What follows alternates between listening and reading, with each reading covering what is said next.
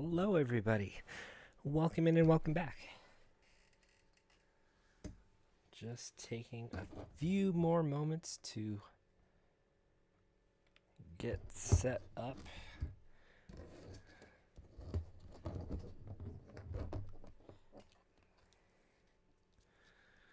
I hope your week is starting off well.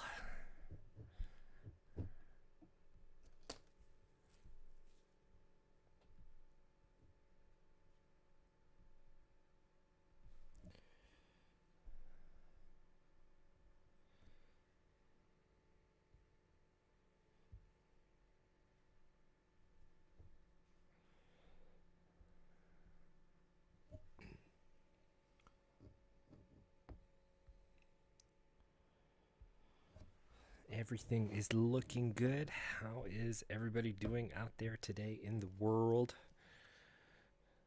It's been it's been pretty crazy lately, but you know what?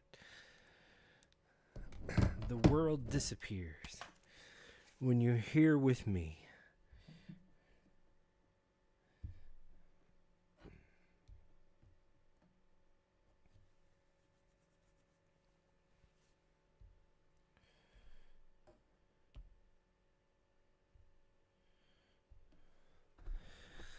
So today was a good day. Went out shopping with mom.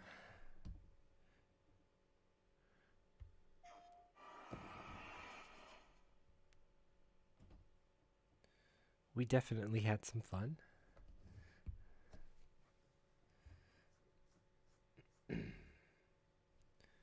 Getting a good amount of backlog done.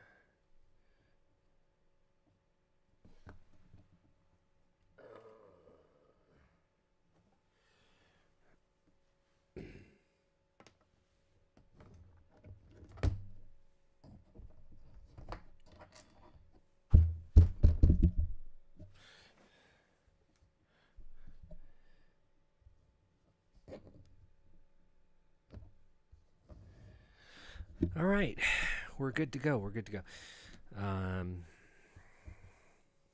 So let's see. Today's wonderful experience is the Dragon Quest III HD 2D remake.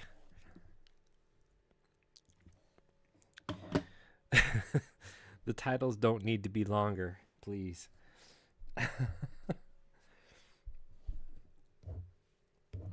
Let's see. I need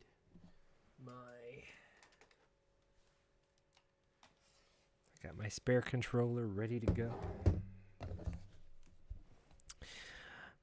On an off note, I've been rediscovering Mortal Kombat 1 since the new DLC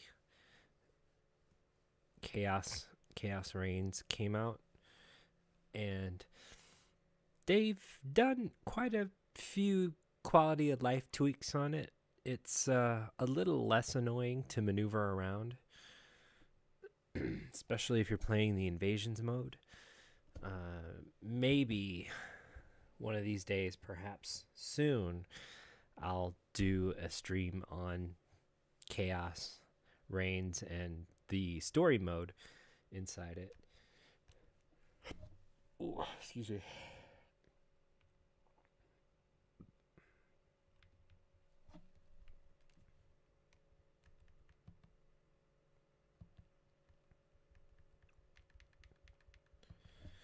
Let me get a volume check.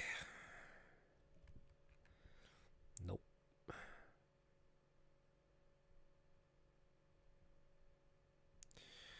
So we're not playing Nintendo. What are we playing?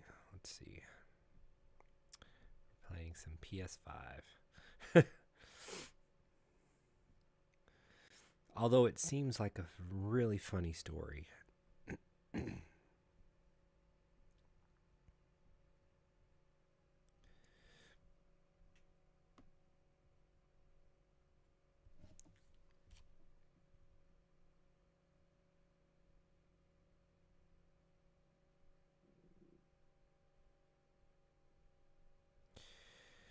Something happened? Uh-oh.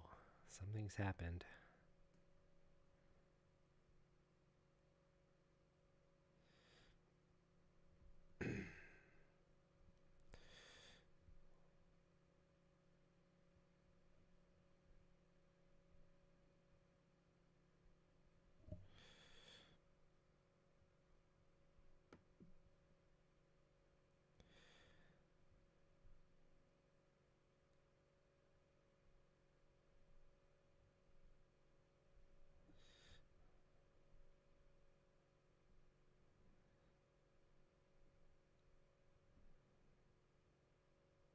there we go. Ha.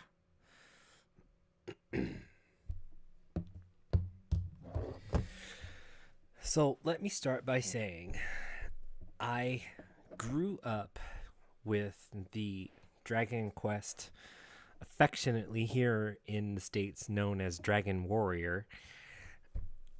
I grew up with the series of games and I really, really liked them for all they were.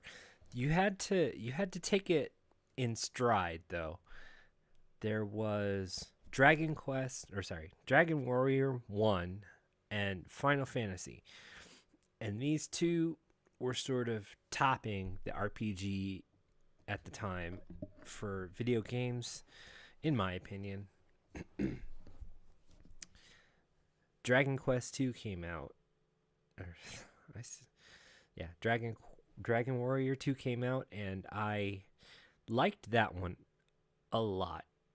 It was it was really strange to see that they've expanded the party of people from 1 to 3, and they also managed to fit in a smaller version of the entire world of Dragon Warrior 1 inside the world map of Dragon Warrior 2 as just like this sort of continent all on its own. It was a lot smaller, but they had a lot of the same locales. And that blew me away. I was just like, ah, they got the original, that sort of continuity was awesome. And I had a ball with that game actually. To have different people playing in this world. You had your hero, then you had a sort of priest, and then a mage. Whereas in the first game, you only had just the hero, and the hero could do spells. It was mostly you gave the hero attack commands. You had to get a nice weapon, go out there and just hit people on the head.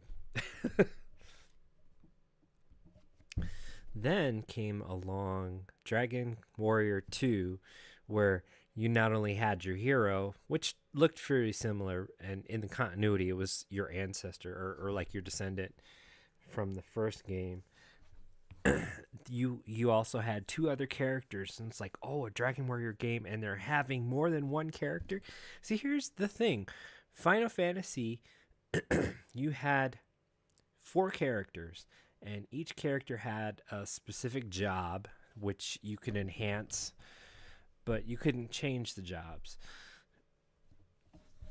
Dragon Warrior had just the one hero, and he had to do everything until he got other people to join him, and then he got some reprieve. He was more the tank of the group, and then you relied your healing and your offensive magic spells to other people.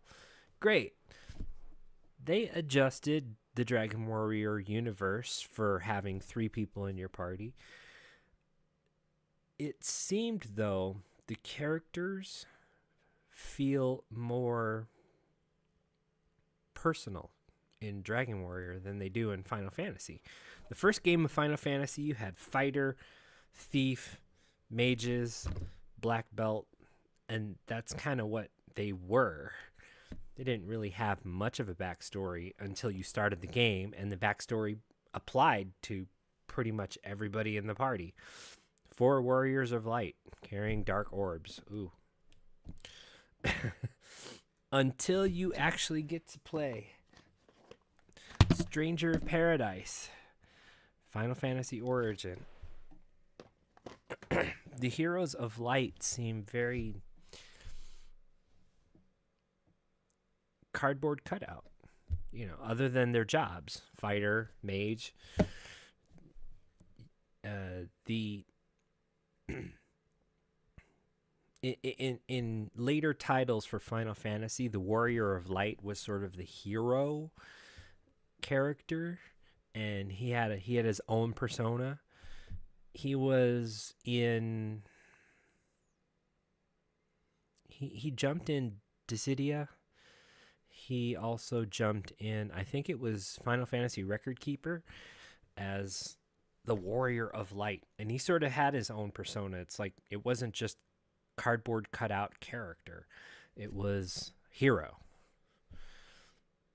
And his backstory is still the same as everybody else. Now, when you get into the Dragon Warrior series, the Dragon Quest series has a hero, but he has a whole backstory. You had the opportunity to learn and grow with a character, and that to me set it quite apart from Final Fantasy. Four warriors in a party, and they have not much backstory, whereas the first Dragon Warrior, one character, and he has this whole like it's your lineage, etc., etc. I think you had something like that for some of the Final Fantasy characters' backstories. You're all the warriors of light. You're on this chosen destiny. They didn't really like give it love, but why would they need to? We're dealing with the technology back then. Speaking of which, I installed this game. It was 17 gigabytes. I was like, what? The original Dragon Warrior 3 was like 500 kilobytes. And they packed a whole game into that, and now we have 17 gigabytes for a small game. Anyway. So, Dragon Warrior 1, you had the hero. He had a bit of a backstory to him. Dragon Warrior 2 came out, and the backstories just exploded because it was not just the hero, it was the two other characters, and they were all descendants. I think that implies that they were related somehow. I don't know. I think they all kept to themselves, though. I think for the sake of the game, they didn't really have any intermingling. They were all from different kingdoms, but you can see on the cover of Dragon Quest III what they're starting, I hope, is the Erdrick trilogy. And the first three games in the Dragon Quest series had this sort of overarching story of the Erdrick saga. Changed in the Game Boy Color versions as Ludo or Rudo. Erdrick is the sort of establishing thing of this lineage. So you had Dragon Warrior 1 where you were the descendant of Erdrick. You had Dragon Warrior 2 where you had to deal with the descendants of that descendant. Now we're talking about Dragon Warrior 3 in the Erdrick trilogy. Where does this get placed? Well, I played Dragon Warrior 3. I beat Dragon Warrior 3 on the Nintendo, and I was shocked to see the level of how much game there was inside this game. You could theoretically make a party of like a whole bunch of people and then just take who you want. Excuse me. You could just take who you wanted in your party. And this was one of those Final Fantasy job system things where you had create a character and you gave him a job.